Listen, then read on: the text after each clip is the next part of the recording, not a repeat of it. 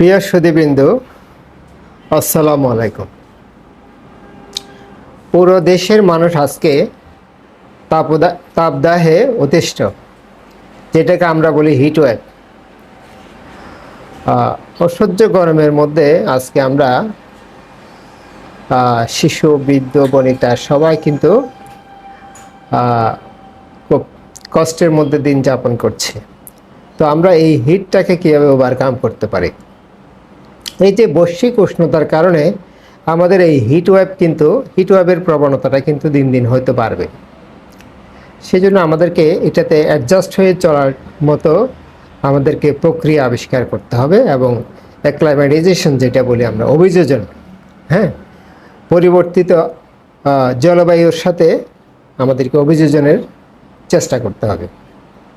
এই যে আমরা এখন একটা বাংলাদেশের মানচিত্র দেখাচ্ছি, যেখানে দেখা যাচ্ছে বাংলাদেশের পূর্ব এবং মধ্য অঞ্চল থেকে পশ্চিম অঞ্চলে তাপদাহের তীব্রতাটা বেশি। ঠিক আছে?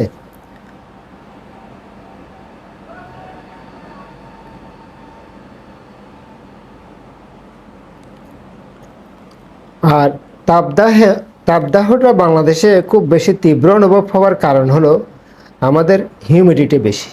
হিউমিডিটি যত বেশি হবে তত বেশি এই তাপটা আমাদের অসহনীয় হয়ে উঠবে। কেননা যখন তাপমাত্রা বাড়তে থাকে তখন আমাদের সোয়েটিং, ঘামের মাধ্যমে আমাদের শরীর তাপটা হারায়। কিন্তু যদি পরিবেশে হিউমিডিটি বেশি থাকে, আর্দ্রতা বেশি থাকে, তাহলে এই সোয়েটিংটা হবে না ঠিক মতো। তাহলে এই যে আমাদের বডির যে হিট রেগুলেশন, এটা হ্যাম্পার হবে, যার কারণে আমাদের হিট রিলেটেড যে ইলনেস, সেটার প্রবণতাটা বেশি থাকবে।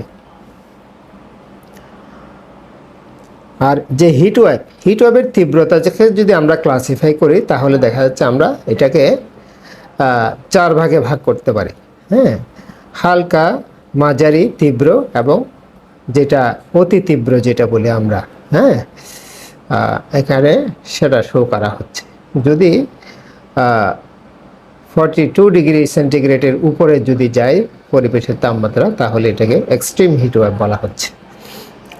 তাহলে এখন আমরা কিভাবে এই যে হিটওয়েভ থেকে আমরা বাঁচতে পারি, তার কয়েকটি বিষয় আপনাদের সামনে তুলে ধরার চেষ্টা করব। একটা হলো আমরা প্লান্টেশন, আমরা প্রচুর গাছ লাগাবো, বৃক্ষরোপণ করব, আমরা বৃক্ষ অভিযান চালাবো। ঠিক আছে? আমরা যত বেশি বৃক্ষরোপণ করব, তত আমাদের পরিবেশের তাপমাত্রাটা সহনীয়র মধ্যে থাকবে। যেমন আমি যদি বাড়ির চারদিকে গাছ লাগাই, তাহলে আমার বাড়িটা তুলনামূলক ঠান্ডা থাকবে।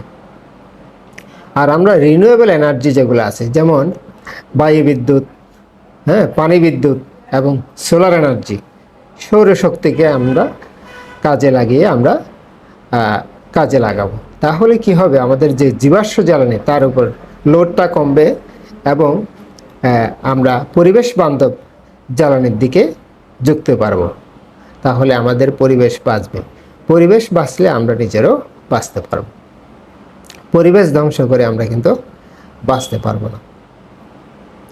আর আরেকটা হলো, আমাদের যাদের একতলা বাড়ি অথবা বা টপ ফ্লোরে যারা অবস্থান করে, তারা কিন্তু গরমের তীব্রতাটা বেশি অনুভব করে বিল্ডিংয়ে। তাদের জন্য কিছু পরামর্শ, সেটা হলো আমরা ছাদে একটা কোটেড লাগাতে পারি। কোটেড কোল রুফ, যেটা বলি আমরা, 3 লেয়ারের যেটা কোটিং করা হয়, সেটা করলে কিন্তু তাপমাত্রা অনেকাংশে কমে যায়। আর একটা হলো মেমব্রেন কুলিং সিস্টেম আছে। এটা মেমব্রেন যদি আমরা ছাদে লাগাই দিই, তাহলে কিন্তু তাপ অনেক কমে যাবে। আর একটা আমরা টাইলস কোল রুফ সিস্টেম একটা আছে, টাইলস লাগিয়ে কিন্তু আমরা ছাদে বিশেষ এক ধরনের টাইলস লাগিয়ে কিন্তু আমরা ঘরের তাপমাত্রা কমাতে পারি। আর একটা হলো ছাদ বাগান, সবুজ ছাদটাকে যদি আমরা সবুজে ভরে তুলি, তাহলে কিন্তু আমাদের হিটটা কম লাগবে।